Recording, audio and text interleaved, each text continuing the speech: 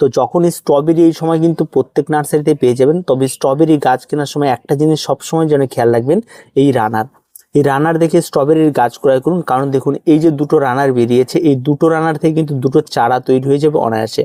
তার মানে আমি যদি একটা চারা ক্রয় করি তার সঙ্গে সঙ্গে দুটো চারা আমার ফ্রি।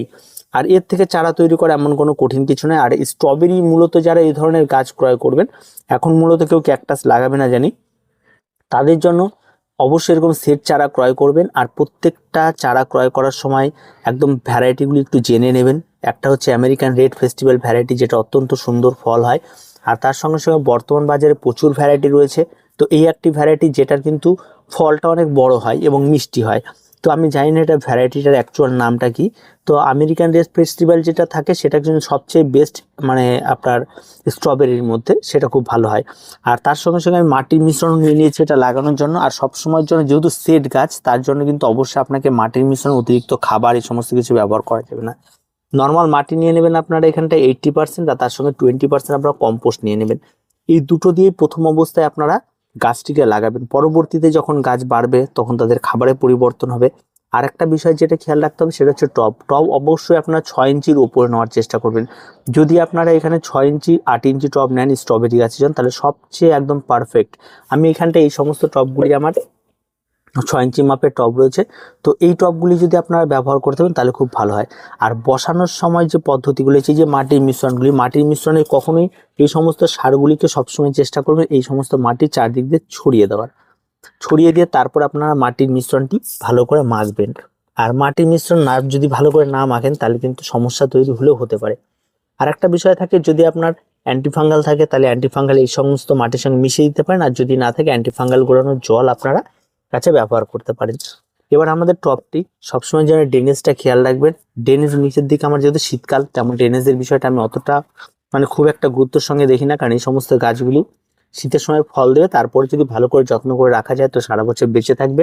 আর যদি খুব একটা ভালো যত্ন না করা যায় তাহলে এই সমস্ত গাছগুলো কিন্তু খুব একটা ভালো বেঁচে থাকবে না, পরবর্তীতে নষ্ট হয়ে যাবে। এই ব্যাপারটা কিন্তু তৈরি হবে। তো এবার আমি এখানটায় একটা কাজ করি। এবার এই যে পলিব্যাগটি রয়েছে, পলিব্যাগটি থেকে গাছটি বের করার সময় কিন্তু একেবারে পুরো পলিব্যাগটিকে কেটে দিতে হবে। কখনোই পলিব্যাগটিকে রেখে এই গাছটিকে কাটবেন না, কারণ কি তাহলে কিন্তু রুট বলটি ভেঙে যায়, পরে গাছটি কিন্তু ঝিমিয়ে যাবে।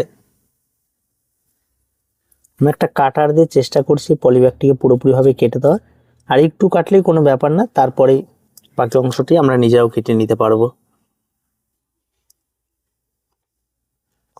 এই পুরো রুট বলটি যেন না ভাঙে এই বিষয়টা কিন্তু অবশ্যই আপনাদের খেয়াল রাখতে হবে। তারপরে এভাবে আপনাদের বসাতে হবে।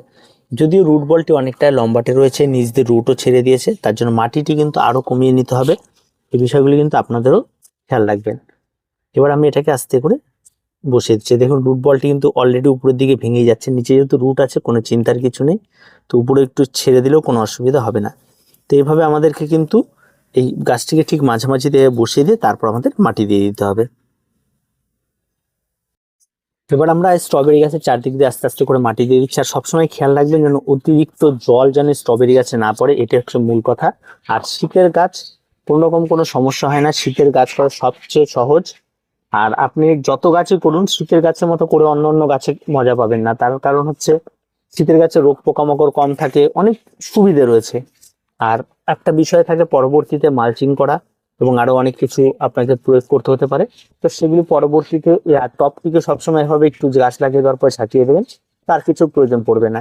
তো এই পর্যন্তই। এবার আমরা এই স্ট্রবেরি গাছে যেটা প্রয়োগ করব সেটা হচ্ছে একটু জল, আর জলটা অবশ্যই অ্যান্টিফাঙ্গাল গোড়ানো জল হতে হবে।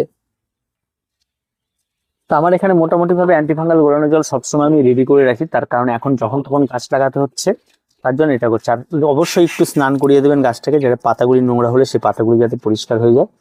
আর গাছের গোড়াতে একটু জল দিয়ে দেবেন। আর এই জলটি একটু টাইম স্টে করবে, তার কারণ হচ্ছে মাটিটি সবে তৈরি করা এবং এভাবে স্টে করলে কোনো অসুবিধা নেই। তো অবশ্যই আপনারা যদি নার্সারি থেকে হুটহাট কোনো গাছ নিয়ে আসেন তাহলে কিন্তু এইভাবে আপনারা পটিং করুন। আর স্ট্রবেরির ক্ষেত্রে বিশেষ করে এইভাবে আপনারা পটিং করুন, চারা ক্রয় করে নেন, তাহলে কিন্তু গাছ অনেক ভালো থাকবে। তার কিছু বলার নেই। এই সমস্ত গাছগুলি কেমন লাগলো সবকিছু নেই আপনারা অবশ্যই কমেন্টে জানাবেন। আর যদি আপনারা কোনো গাছ আপনারা বসাতে পারছেন এমন মনে হয় তাহলে আপনারা কিন্তু সেটাকে কমেন্টে জানাতে পারেন। তো আজকে পর্যন্ত দেখা হয় পরবর্তী ভিডিওতে। প্রত্যেকে ভালো থাকবেন, প্রত্যেকে সুস্থ থাকবেন, আর চ্যানেলটিকে অবশ্যই সাবস্ক্রাইব করে রাখবেন।